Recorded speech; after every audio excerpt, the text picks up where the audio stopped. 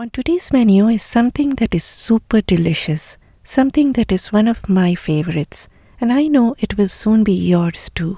Namaskar and welcome to Curries with Bumbi. Today we will be making chicken BHUNA masala, where BHUNA means to fry along with spices. For making chicken BHUNA masala, let's first make fresh ginger garlic paste. We need a good amount of garlic and ginger.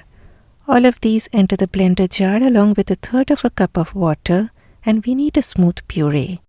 If you see your blender blades having trouble forming a paste, add a few more tablespoons of water, but please add a tablespoon at a time. We need a smooth puree like this.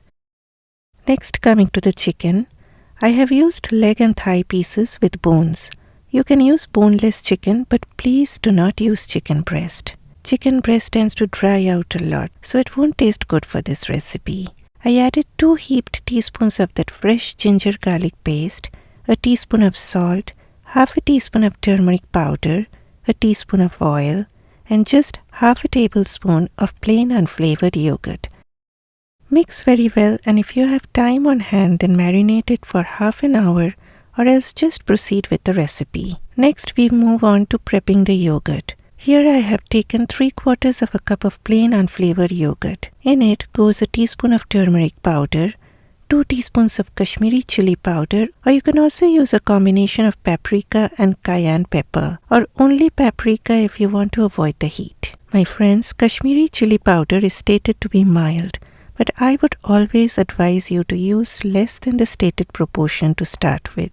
I also used a tablespoon of ground coriander along with 1/4 of a cup of water, and you need to stir the yogurt very well to get rid of any lumps. Getting a smooth texture will prevent the yogurt from curdling when it hits that hot pan.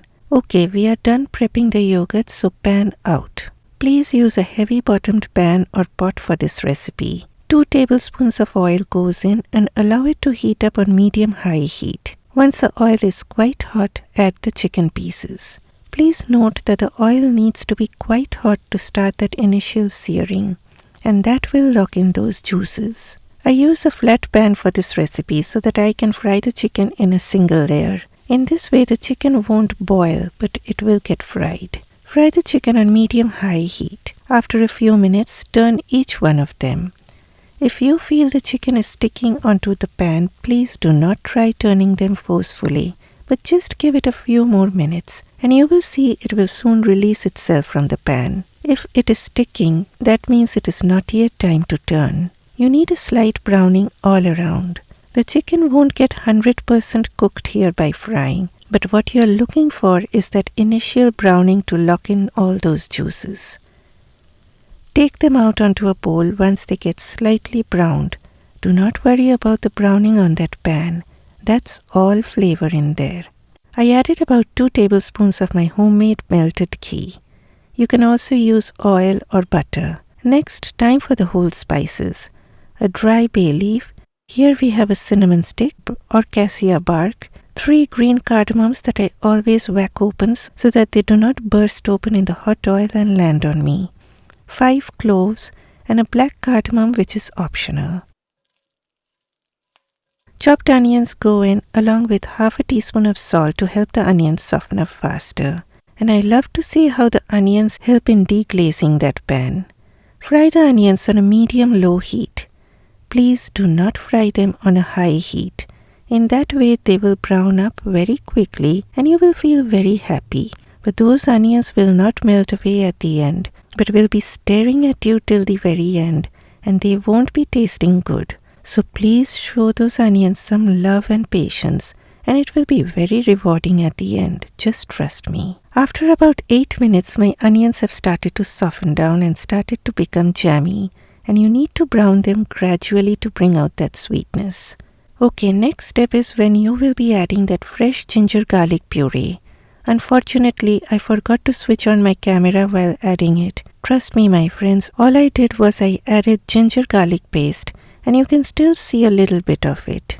Sometimes I wish I had another pair of eyes because I am the photographer, the editor, and everything when it comes to my videos, and it is really very disappointing for me if I mess up anything. But at the same time, I learn from each one of my videos and I try my best to get better with each one of them. So thanks a lot, my friends, for all your support. Okay, next time for chopped tomatoes along with 1/4 teaspoon of salt. Cover it on medium-low heat for 2 minutes. After 2 minutes, the tomatoes have started getting soft and the oil is starting to leave the sides. So next is yogurt time. Switch off the heat of your stove or take your pan off heat if using an electric stove. Now add the yogurt a little at a time. Stir and add again. If you follow all these tips when cooking with yogurt, then the yogurt will never curdle. After you are done mixing all the yogurt, you can now switch your stove back on medium-low and keep stirring continuously. Please do not let go of your spoon unless you start seeing bubbles. Again, you are doing all this to prevent the yogurt from curdling. Once you see those bubbles appearing, you can reach out for the next ingredient. I added a teaspoon of sugar. This won't make the dish sweet, but will bring in a balance to the flavors. But sugar is optional. Now cover on low heat for 5 minutes. After 5 minutes, lid off. The oil has started showing up on the surface. I added another tablespoon of melted ghee, and I'm so sorry if you're fretting and fuming seeing the number of times that ghee went in. But this is bhuna chicken, my friends, means the chicken needs to be fried with the spices. So if you do not use fat, then the spices will burn. And we are not making burnt spicy chicken today. Okay, the chicken went in along with 1/4 cup of hot water that I used to rinse out my yogurt bowl goodness. Stir on medium heat and cover on for 5 minutes. After 5 minutes, lid off, stir. I added a dried red chilli and I de-seeded it. And I also added 2 whole green chilies. Now, chilies are optional, but please add it if you like that heat.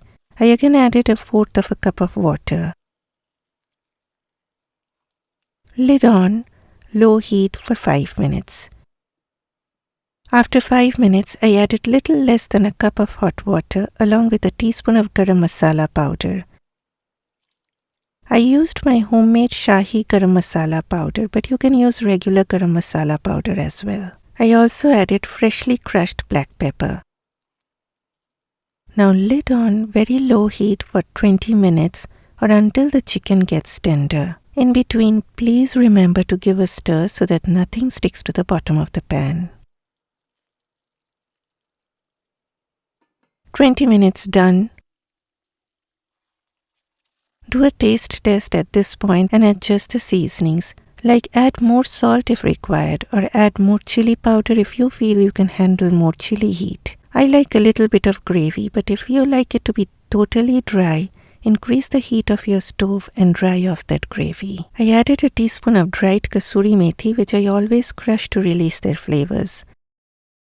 And finally, what is curries with Bumbi without coriander leaves showing up on screen? Cover on, and I promise that is the last cover on that I said. 2 minutes on low heat. And there it is, absolutely delicious. Something that will become your favorite and something that you will love making. Please help me by considering clicking on that like button if you found this video useful. And I will see you next time. Bye bye.